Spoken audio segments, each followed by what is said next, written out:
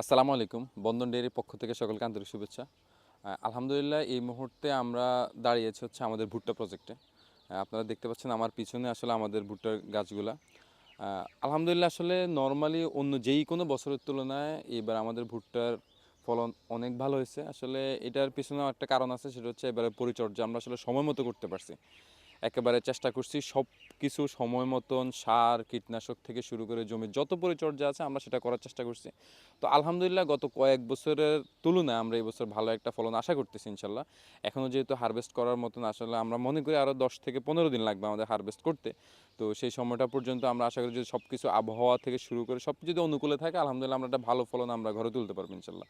তো এই মুহূর্তে আপনাদেরকে আমরা একটা জিনিস দেখাতে চাই, সেটা হচ্ছে আমাদের বর্তমান আসলে ভুট্টার অবস্থা। আমাদের এই যদি ভুট্টার আমরা একটা মোস্ত আপনাদেরকে দেখাই, এটা অলমোস্ট আসলে এই হারভেস্টের কাছাকাছি চলে এসছে।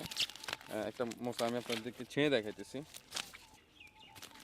তো এটা আমি আপনাদেরকে ভালোভাবে দেখানোর জন্য আসলে ছিঁড়ে ফেলতেছি। যদি এটা আমি আপনাদের দেখাই, আসলে আলহামদুলিল্লাহ ভুট্টার এই মোসাও অনেক বড় হয়েছে, যেটা নর্মালি অন্যান্য বছরের তুলনায় আমরা এবছর যেটা আশা করছি সেই তুলনায় আসলে ভালো একটা রেজাল্ট আমরা পাবো ইনশাল্লাহ। তো আপনারা হয়তো অনেকেই প্রশ্ন করতে পারেন আমরা কেন এবার ফলনটা আসলে হারভেস্ট করতেছি। আমাদের হয়তো সাইলেজ করার কথা ছিল, কিন্তু আমরা আসলে পর্যাপ্ত সময় এবং লোকবলের অভাবে আসলে আমরা এই কাজটা করতে পারি নাই। আর আরও কিছু আনুষঙ্গিক আসলে বিষয় আছে, সেটা হচ্ছে আসলে আমাদের অভিজ্ঞতা যেটা ঘাটতি আছে, আমরা ওই সকল কিছু বিবেচনা করে আমরা এই বছরও আসলে সাইলেজ থেকে মানে দূরে আছি, আমরা সাইলেজটা করতে পারতেছি না।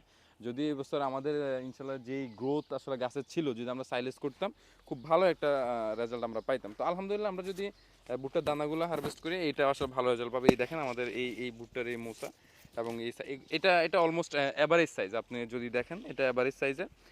এটা অলমোস্ট মিল্কিং স্টেজ থেকে একটু উপরে আছে।